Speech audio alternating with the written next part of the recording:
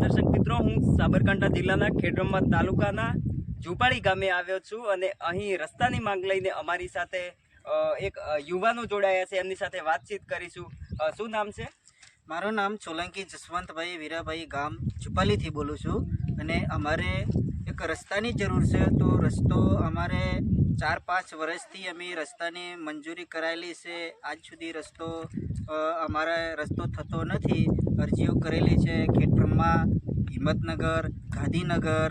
અમે આટલા સુધી અમે પહોંચ્યા છીએ તોય અમારો રસ્તો કોઈ થતો નથી. તો અમારે કોઈ બાળકો છે, તો અમારે કોઈ બૈરો છે, એમને કોઈ ડિલિવરી કેસ છે, તો અમારે કોઈ સરકારી ગાડી આટલા સુધી કોઈ ખોખરું છે, ઝુંપાળી છે, બેરીન પાણી સુધી છે, આટલા સુધી આજ સુધી અમારા ગામની અંદર કોઈ સરકારી ગાડીનો નામનું કોઈ આજે અહીંયા આવેલું નથી. તો અમારે રસ્તોની જરૂર છે. તો અમારે રસ્તો થવો જોઈએ એવી અમારી સરકારને નમ્ર વિનંતી છે સર. તો અમારે આ રસ્તો થવો જોઈએ અને અમારા ત્યાં સુધી છે બેરીન પાણ સુધી તો આપણે સરકારી ગાડી પહોંચે એવી અમારે નમ્ર વિનંતી છે.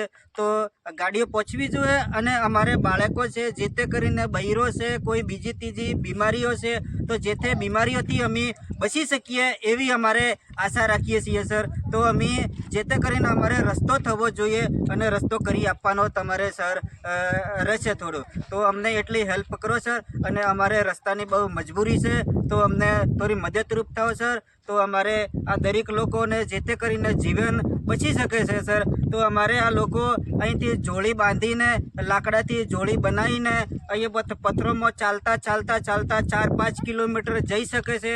પછી રસ્તાને કોઈ બસ સ્ટેન્ડ આવે છે, પછી ત્યાંથી અમે ગાડી 108 આવે છે, ત્યાં 4-5 કિલોમીટર દૂરથી આવે છે ગાડી. પછી એટલાથી અમે અહીંયા ચાલતા ત્યાં જઈએ બસ સ્ટેન્ડ ઉપર, પછી અમને ગાડી મળે છે.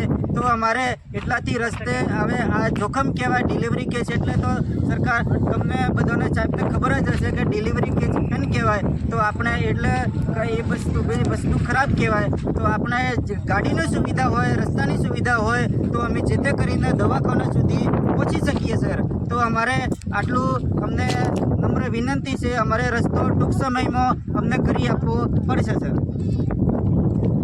આજના ખાસ સમાચાર સાથે સરકારી